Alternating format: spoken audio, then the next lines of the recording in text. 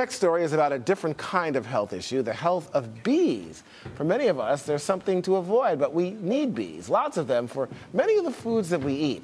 From apples to zucchini, more than 100 different fruits and vegetables can only be grown with the help of pollination by bees. That's why a worldwide problem called colony collapse disorder, or CCD, is such a major concern.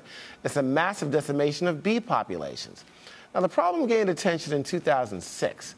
Since then, scientists report that more than 10 million hives a year have been lost. The exact cause was unknown, though there were many suspects. Now, a global team of scientists believe they identified the source of the crisis. In their soon-to-be-released report, they blame the mass death of bees on a particular type of pesticide. Chris Harp is an apiary expert, often called in to consult when bee colonies are in trouble. Welcome. What pesticide is this that's killing the bees?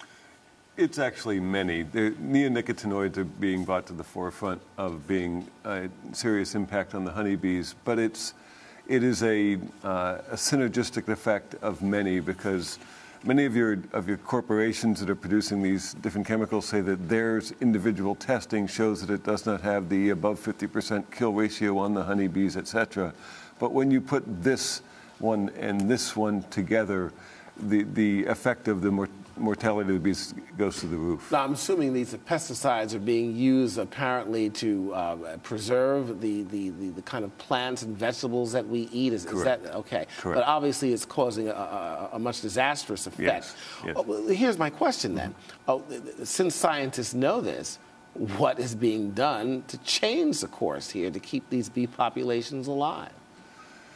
So far, not really. Nothing. Anything has been done. I mean, a week and a half ago, the president initiated a task force, but this has been an issue since Mr. David Hackenberg brought this to our attention in 2006.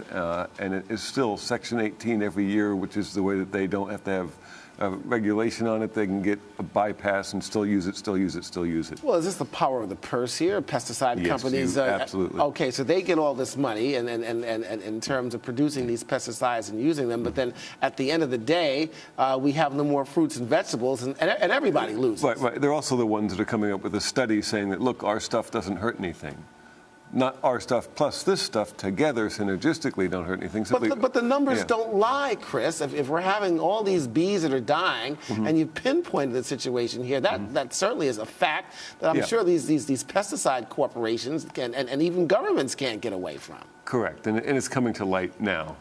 It's the kind of thing that should have come to light many years. It did come to light many years ago. Simply wasn't strong enough opposition to bring it to the attention. Now we've got attention. Well, I've got to ask a question. It comes to climate change and those things, and people want to know: is it too late? I want my zucchini. I mean, I'm not making light of this, actually, Chris. No, and neither am I. I mean, it's incredibly serious, and it's not just the honeybees. It goes all the way up the invertebrate channel. The web of life is being broken here. It's not just honeybees. It's thousands of different species, all affected, going down to aquatic, etc.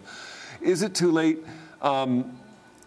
It's not too late, but we have got to take immediate action to stop this, to cease this action.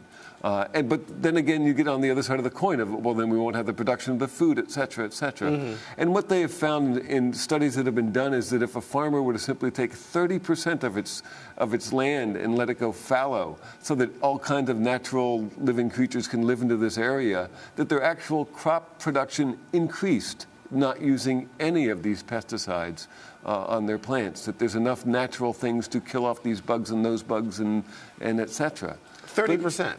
Yeah. Is that asking too much? It comes down to money, yeah. If it's not about the money, it's about the money. A sad state of affairs for a Sunday.